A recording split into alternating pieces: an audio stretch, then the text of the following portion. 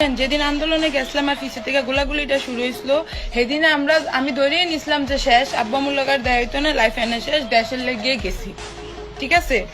কিন্তু এখন যে বাচ্চা রয়েছি মনে হইতেছে ভুল হয়েছে, এদিন মরে গেলে ভালো আসলো। কারণ এখন কইতে শরম লাগে, আন্দোলনে আমিও আসলাম। কারণ আমরা যারা নিয়ে আশা করে বসাইছি যে তারা আমরা স্বাধীনতা দিব, গণতন্ত্র দিব, তারা আমরা এখন স্বাধীনতা দিছে 2000 টাকার বেশি লগে রাখবেন না, 2000 টাকা বেশি নিয়ে লগে রাখবেন না, সন্ধ্যার পরে পুরুষ মানুষ ছাড়া ঘর থেকে বেরোবেন না, তারপরে স্বর্ণের গয়না পরে বেরোবেন না। তারা আমরা উপহার দিছে 5 ঘন্টা 48টা ধর্ষণ, অগণিত ছিনতাই। এখন এলাকা শরম লাগে। আমার দাদি একটা কথা কইতো, বালার লাইগা করলাম দারু, দারু হইলো বিশের লারু। তারা হইয়া গেছে আমরা কাছে বিশের লারু। এখন শরম লাগে, তারা দেখলে মনে হয় যে শিট ম্যান, কি করলাম, কেন করলাম।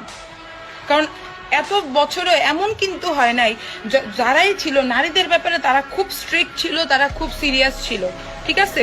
অন্তত আপনারা যে সিচুয়েশনে আছেন এর থেকে বেটার ছিল। আপনারা আমরারে মুখ দিয়ে কোয়াইতে বাধ্য করতেছেন যে মনে হয় আগের তেই ভালো আসলো।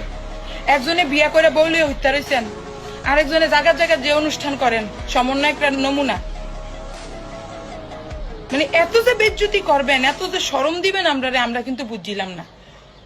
আমি আশ্চর্য হয়ে যাই।